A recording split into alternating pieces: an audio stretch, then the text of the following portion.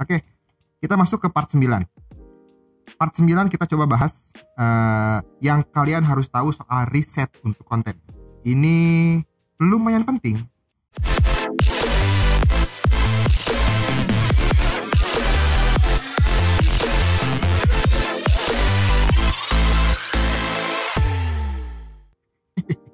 Oke, kita masuk ke part 9. Part 9 kita coba bahas yang kalian harus tahu soal riset untuk konten.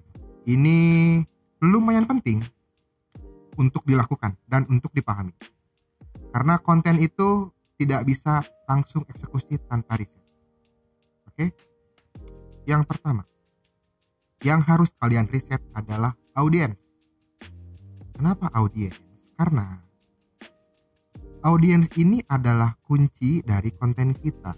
Jadi audiens ini ya tujuan akhir kita bikin konten itu kan audiens.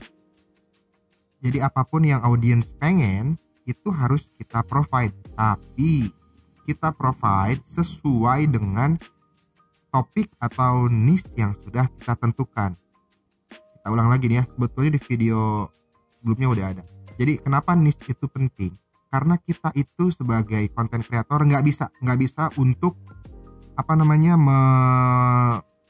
memuaskan semua netizen tuh nggak bisa. Makanya kita harus kita ambil segmen-segmen yang memang paling dekat dengan passion kita, gitu loh. Oke, yang pertama di riset adalah audiens. Keinginan audiens itu apa? Kita harus tahu. Yang kedua, setelah kita sudah memetakan, anggap kita sudah punya mapping untuk audiens. Berikutnya yang harus kita lakukan dalam riset konten adalah melakukan competitive review. Atau gini, bahasanya adalah menganalisa taktik konten yang dilakukan oleh kompetitor. Nah, kompetitor juga sangat-sangat perlu untuk diriset. Ya kan namanya kompetitor ya. Jadi kita jangan sampai kalah set dong. Oke. Ada beberapa poin yang harus diperhatikan dalam riset kompetitor. Oke, selanjutnya yang harus kita riset adalah kompetitor. Nah, ini biasanya konten kreator pemula jarang atau mungkin belum paham bahwa kompetitor itu adalah aspek penting dalam riset market konten. Jadi kita biasa nyebutnya adalah competitive review. Competitive review itu ya memang review atau riset yang kita lakukan untuk berkompetisi dengan kompetitor. Nah, ada 4 poin penting nih yang harus kamu perhatiin ya dalam riset kompetitor. Yang pertama adalah format dan tipe konten yang dipakai. Jadi si kompetitor itu kita perhatiin nih, dia itu biasanya format kontennya apa? Format konten yang running ya, yang engagement bagus. Misalnya apakah dia pakai cuma upload foto, atau dia upload video, atau mungkin dia reels untuk Instagram ya. Atau misalnya kalau di YouTube, apakah format dia itu podcast, atau mungkin format dia itu adalah daily vlog. Itu harus kita perhatiin gitu loh. Ya kalaupun mau kita tiru boleh, tapi kan jangan lupa modifikasi. Oke. Nah, yang selanjutnya kita juga harus perhatiin point of view si kompetitor dan cara dia menyampaikan konten.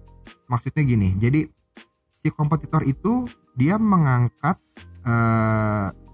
topik dari sisi yang mana? Apakah dari, misalnya ya, ini contoh ya, dari sisi emosinya. Misalnya dia mengangkat emosi si audiens nih, atau dari sisi entertain. Nah, itu bisa kamu riset, bisa kamu perhatiin dan bisa kamu tiru. Tiru di sini bukan berarti plak-plak sama disamain, enggak. Tapi kan minimal kamu punya insight nih. Kamu punya insight dari kompetitor. Oh, ini konten dia rame nih. Mungkin gue juga bisa bikin konten yang serupa tapi tak sama gitu loh. Oke. Nah, yang selanjutnya dalam riset kompetitor ini kamu harus perhatiin juga teknik distribusi mereka. Maksudnya adalah retensi upload. Jadi dalam sehari mereka itu upload berapa kali, terus yang diupload itu bentuknya apa aja. Nah, terus kamu perhatiin, misalnya dalam hari Senin nih, dari Senin sampai hari Rabu dia mengupload berapa konten, terus dari konten tersebut yang mana yang paling bagus engagementnya. Nah, itu yang kalian ambil gitu. Jadi memang penting. Terus yang terakhir itu buat kompetitor adalah respon audiens. Jadi perhatiin respon audiens si kompetitor. Apakah dia setiap bikin post atau bikin konten selalu bagus engagementnya, atau misalnya yang bagus itu tipe konten dia yang A, tapi yang jelek itu yang B. Nah, yang jeleknya coba kamu review, apakah jelek itu memang dia salah konten atau memang lagi jamnya nggak pas. Nah, itu kan sebetulnya bisa kamu perhatiin, dicatat kalau bisa. Jadi memang yang namanya riset itu nggak simpel ya, tapi hasilnya keren. Nah, masuk riset market selanjutnya adalah platform. Jadi untuk konten kreator pemula itu lebih bagus untuk memahami memahami format atau memahami tipe konten yang akan dibuat. Nah, dengan kita paham konten kita apa, terus format konten kita seperti apa, jadi kita itu bisa menentukan platform yang terbaik buat konten kita itu di mana. Contohnya kalau memang kamu lebih sering atau passionnya atau memang konsepnya adalah video ya YouTube, ya kan? YouTube untuk video udah nggak ada yang ngalahin. Tapi kalau memang kontennya itu lebih ke kita sebutnya lebih applicable gitu, lebih bisa diterapkan langsung, lebih aplikatif, Instagram yang paling pas. Itu kan ya banyak jenisnya kan, kamu bisa post, bisa carousel, bisa story, bisa reels. Sekarang reels itu lagi diangkat banget sama algoritma Instagram. Jadi kalau kalian atau kamu itu memang memutuskan buat kayaknya gue di IG aja deh bang, reelsnya yang diperbanyak. Jadi pemahaman yang lebih baik terhadap media yang kamu gunakan itu sebetulnya bisa mendukung peluang konten kamu itu berujung positif. Nah, udah paham kan? Jadi platform itu kenapa penting dan kenapa harus benar-benar dipahami? Ya intinya supaya peluang konten kamu itu untuk running, untuk engagementnya bagus, ya lebih banyak, lebih besar.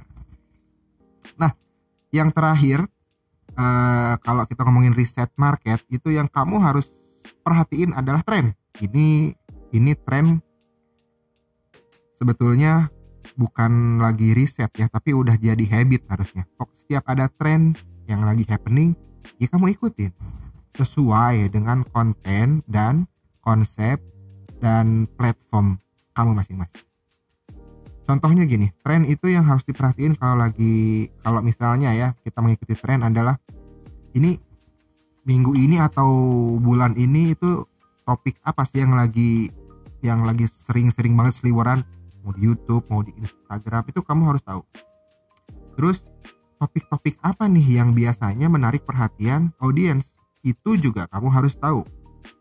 Udah gitu, biasanya audiens itu kan selalu mengungkapkan permasalahan mereka ke sosmed. Nah, coba dilihat apakah memang ada atau banyak yang masalahnya sama tapi kok orangnya beda-beda. Nah, mungkin itu lagi tren. Jadi, kamu perhatiin itu.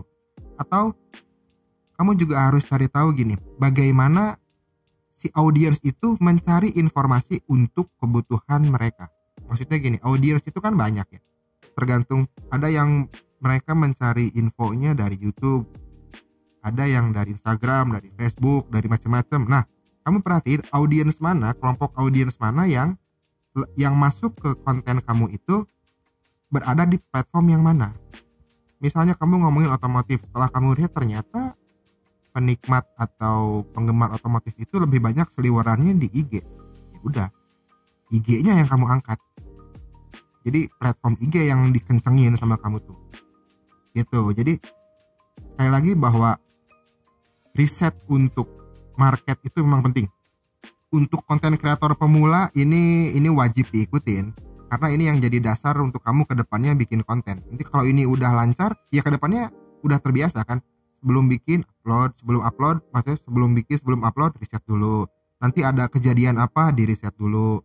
Terus udah ini lagi happening nih, yang misalnya ya lagi happening tadi di opening Mandalika. Nah, kamu bikin konten. Apalagi kalau konten kamu itu otomotif. Nih anak-anak otomotif sekarang pasti ngomongin Mandalika semua nih. Coba deh perhatiin. Ini pasti semuanya ngomongin Mandalika. Ya karena itu namanya tren. Itu momen kamu untuk bisa bisa masuk di